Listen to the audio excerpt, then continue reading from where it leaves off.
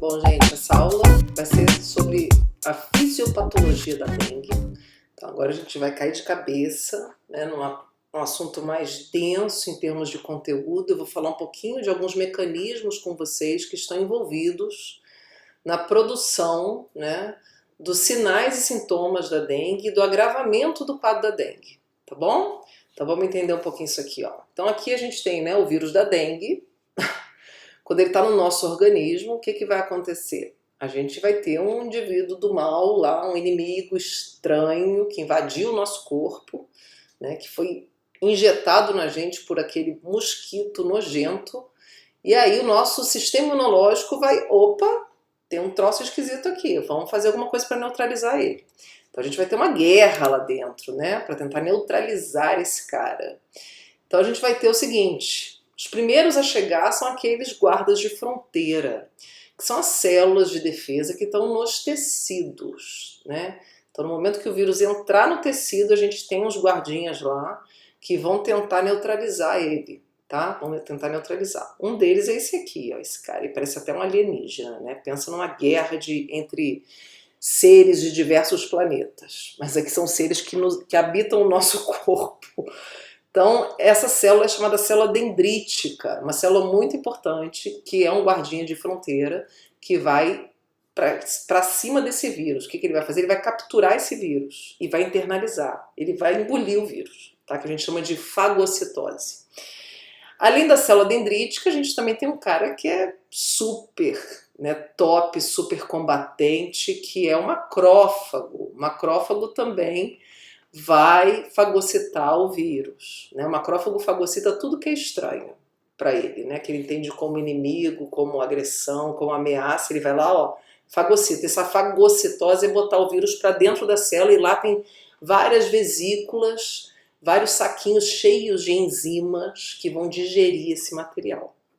E aí o que essas células vão fazer após a digestão desse vírus, né?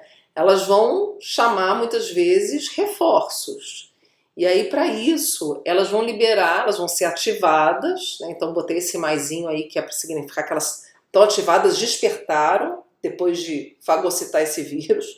Elas vão, opa, esse bicho aqui tá esquisito, não tá legal não, vai fazer mal aqui, vamos ter que pedir ajuda, vamos chamar reforços. E aí o que essas células vão fazer? Elas vão liberar substâncias chamadas principalmente citocinas. Tá? Então ela solta uma substância química que tem a capacidade de atrair outras células, tá? De ativar e atrair outras células, principalmente do sangue. Então essa citocina vai cair no sangue e vai fazer o que a gente chama de quimioatração ou quimiotaxia. Vai atrair células para lá, células que estão fazendo ronda, que ficam circulando. E aí a gente vai ter uma citocina, vão ser várias, tá? A gente vai ter muitas vezes uma tempestade de citocina acontecendo, são vários tipos. Mas eu dei um destaque aqui especial para a IL-6, que é a interleucina 6. Essa IL-6 ela tem a habilidade de atrair neutrófilos. Então os neutrófilos, gente, são as células, são os leucócitos, são células que estão circulando. Então são células que estão no sangue e elas que estão em maior quantidade no nosso sangue. Tá? Elas ficam fazendo a ronda no nosso corpo. Isso considerando indivíduos adultos. Tá? Em crianças os linfócitos são predominantes. Nos adultos, os neutrófilos que predominam, tá? A gente vai ter aí até 70% dos leucócitos são neutrófilos. Então os neutrófilos, eles vão sentir o cheirinho da IL-6 e vai atrás dela, né? Vai na fonte dela. Onde é que é a fonte dela? Aqui, no tecido onde está acontecendo o combate. E aí a gente vai ter essa célula, então, linda, maravilhosa, sendo atraída para o tecido. E isso vai também mobilizar células da medula óssea, que é o nosso quartel general das células de defesa. Tá? Então lá na medula a gente vai ter uma maturação maior de neutrófilo. Esse processo, gente, ele acontece bem no iniciozinho, tá? Durante toda aquela fase febril a gente vai tendo essas alterações dessas células. Aí a gente tem um aumento do número de neutrófilos. Muitos autores dizem que não tem aumento, tá? Você tem uma atração de neutrófilos e muitas vezes essa mobilização de célula da medula ela fica tão intensa que o neutrófilo sai sem estar maduro, então a gente tem a presença de bastões, que é um neutrófilo ainda imaturo. Ele começa a aparecer no sangue também. A gente vai falar de diagnóstico laboratorial, eu vou falar de hemograma, eu vou comentar um pouquinho sobre isso com vocês. Aí então o neutrófilo fica ativo, a IL-6 faz isso, desperta o neutrófilo, e aí ele é mobilizado lá para o local e vai contribuir produzindo mais citocinas, tá? E outros mediadores inflamatórios, prostaglandinas, por exemplo. E aí isso tudo vai levar a um processo inflamatório, né? E aí esses mediadores inflamatórios, não só citocinas, mas outros, prostaglandina vai ser um deles, vai produzir febre e dor, tá? Que são sinais que a gente observa que o indivíduo manifesta quando ele está infectado pelo vírus da dengue, tá bom? Sinais que aparecem bem agudamente ali durante aquele estado febril, aquela fase febril que a gente comentou, nos primeiros dias, né, de sinal e sintoma após o período de incubação.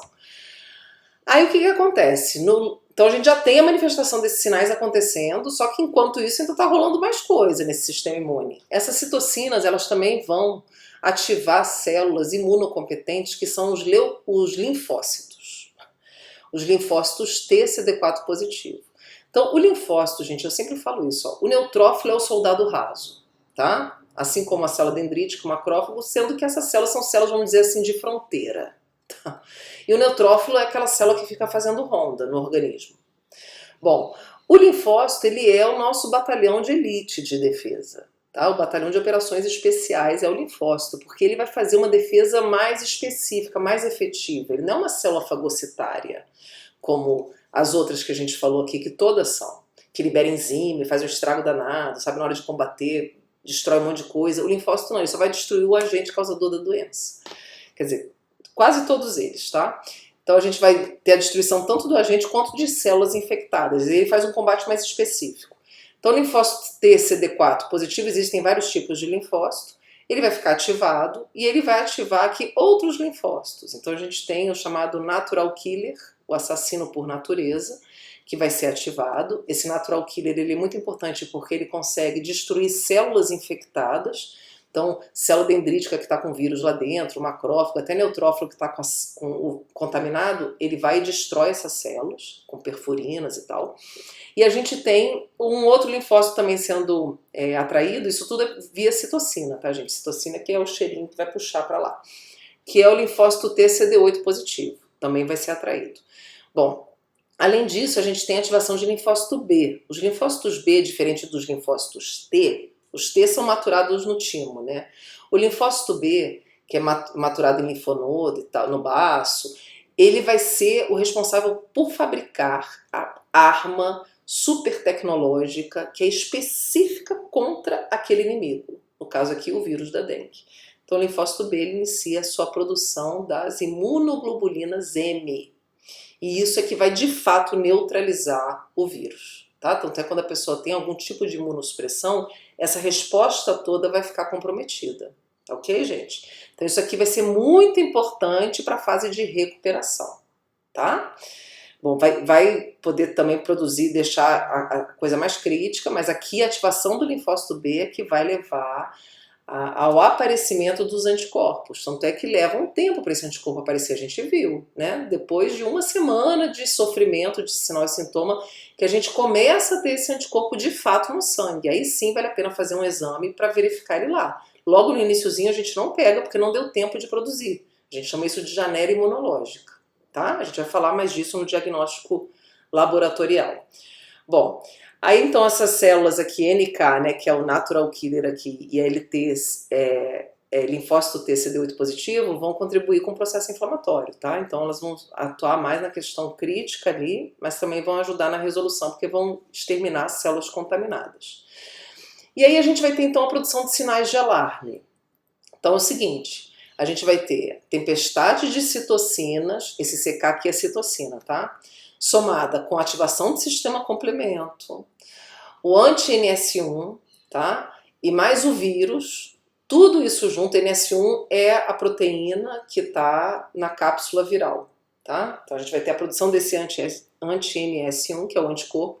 Tudo isso junto vai produzir uma série de alterações que vão levar a processos inflamatórios, como a gente está falando, e vai produzir inflamação da parede vascular. E isso leva a dano no endotélio vascular, que é aquela camada de tecido que reveste os vasos internamente.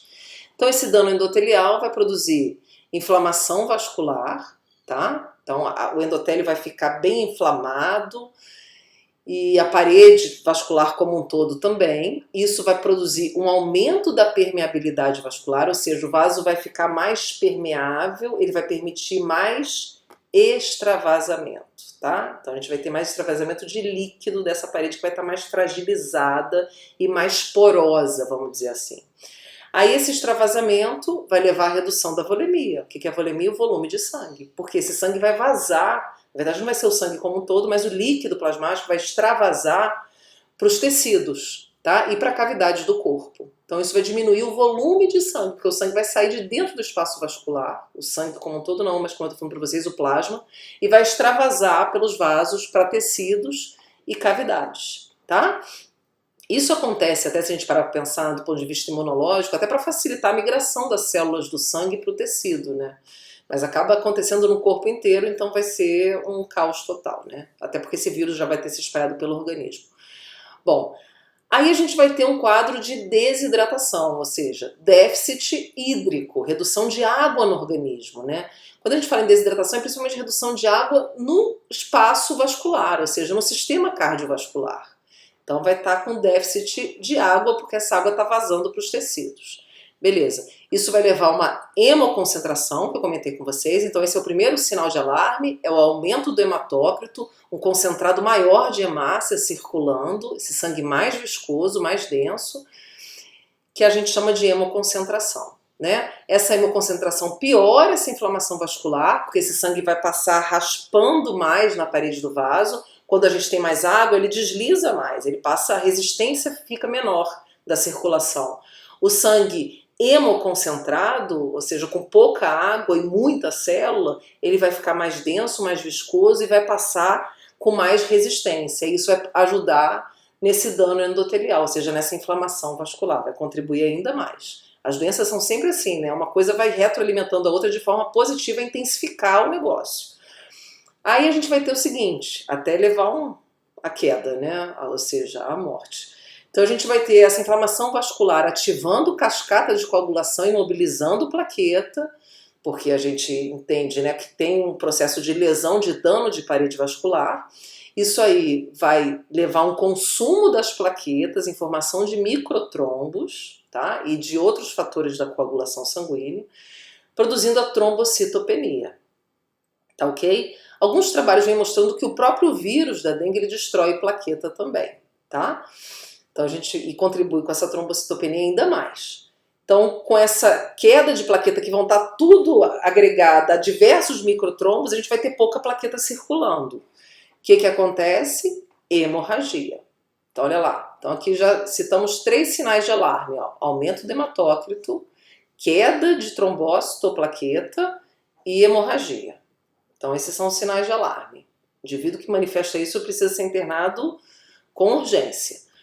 Bom, o extravasamento vai levar à redução da albumina circulante, que é uma proteína importante do plasma, e quanto mais, porque a albumina vai extravasar junto, vai sair do espaço vascular e vai para onde está indo o líquido, porque a permeabilidade está aumentada, e quanto menos albumina a gente tem circulando, tanto que é um dos sinais clínicos que pode também contribuir como alerta, é a redução da albumina no sangue, tá? Dosar a albumina, ver se ela está reduzida, também compõe um sinal importante.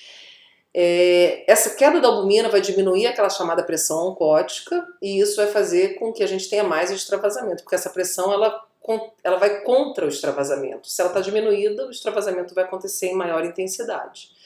E aí o que a gente vai ter? Derrame cavitário, ou seja, líquido derramando para as cavidades, tá? Peritônio, pleura e por aí vai.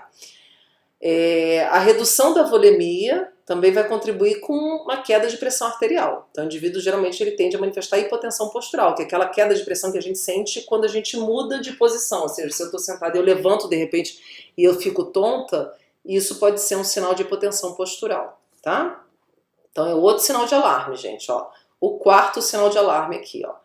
Além disso, a queda da volemia leva a uma redução da hipoperfusão, quer dizer, leva uma redução da hipoperfusão é redundante, né? Produz a hipoperfusão tecidual, ou redução da perfusão tecidual. O hipo já é para baixo. Então a gente tem uma diminuição da circulação do sangue, principalmente nas periferias, tá? E isso pode produzir disfunção orgânica, ou seja, a gente vai ter redução tanto em extremidades, isso pode deixar a pessoa com as mãos geladas, significa que o sangue está passando em menor quantidade, porque o sangue, quando ele circula, isso gera calor, né, gente? Se ele está circulando menos, a gente tende a ter uma redução da temperatura, por exemplo, de extremidades como as mãos. Você pega na mão da pessoa, a pessoa está gelada. E isso vai ser manifestado também nos órgãos internos. Então, essa redução da circulação do sangue nos órgãos internos levam à disfunção, vai levar à disfunção orgânica, ou seja, esses órgãos eles vão começar a ter perda de função, tá? Então aqui eu botei um exemplo, mas a gente vai ver, tem outros. No trato gastrointestinal, isso pode produzir essa redução da perfusão sanguínea, do fluxo sanguíneo no trato gastrointestinal, pode produzir um quadro que a gente chama de parestesia, ou seja, a gente tem uma paralisia do trato gastrointestinal. E aí isso vai fazer com que o alimento não desça como deveria, né, ou fique assim lento, e isso vai induzir vômito. Tá? Que é um sinal também que a gente sabe de alarme da dengue. Então, se o indivíduo está com aumento de hematócrito, com redução de plaqueta e com vômito, por exemplo, é um sinal, né, uma situação alarmante. Então tem que ficar ligado, a gente vai ver que não precisa acontecer todas elas juntas, tá? Mas principalmente o aumento do hematócrito com a queda da plaqueta já é o suficiente para servir de sinal de alarme. E aí se tiver manifestando ainda outros sinais, aí a gente já sabe que o negócio está feio. Bom, isso no tecido cerebral, por exemplo, pode levar a dor de cabeça, que é uma característica que a gente tem da dengue, né? A manifestação dessa dor de cabeça clássica, principalmente retroorbital, né? No fundo dos olhos, dor nos músculos, isso tudo porque o vírus ele sente atração pelo tecido muscular e ele produz inflamação do tecido muscular. Os olhos, a gente sabe que o controle deles é feito por tecido muscular esquelético, então a gente tem também esse músculo sofrendo esse processo inflamatório, por isso que dá essa dor retroorbital. E a dor de cabeça, né, que é bem característica, a dor de cabeça, eu já tive dengue uma vez, há muito tempo atrás, e eu lembro que a dor de cabeça clássica é quando você mexe o olho para um lado e para o outro e a cabeça dói muito. É a típica cefaleia dengosa, vamos dizer assim. Tá? Bom, e no paciente grave, gente, como é que isso vai se manifestar? Olha só, a gente vai ter um processo inflamatório muito intenso, né? A inflamação vai piorar, toda essa guerra que não se resolve, está no combate direto. Isso vai produzir um aumento ainda mais severo do extravasamento plasmático e vai levar à manifestação dos 3 P's. Significa que o quadro está ficando pior. O indivíduo está inflamando mais ainda, não tá sem controle. E aí a gente vai ter a manifestação dos 3 P's, gente. Que são quais? Ó? São 3 sinais que começam com P. Então a gente vai ter a queda acentuada da pressão arterial, com a pressão arterial chamada convergente, ou seja, a pressão máxima, que é a sistólica, o valor dela vai se aproximar muito da pressão mínima, que é a diastólica, tá? Então a gente vai ter valores de pressão máxima e mínima muito próximos, com pressão baixa, tá bom? Então, queda da pressão. Então esse é um sinal bem grave. Outro P, pulso filiforme. O que é o pulso filiforme? A gente vai ter um pulso muito rápido, que é uma compensação da queda acentuada da pressão arterial, mas muito fraco, tá? Então é o pulso filiforme.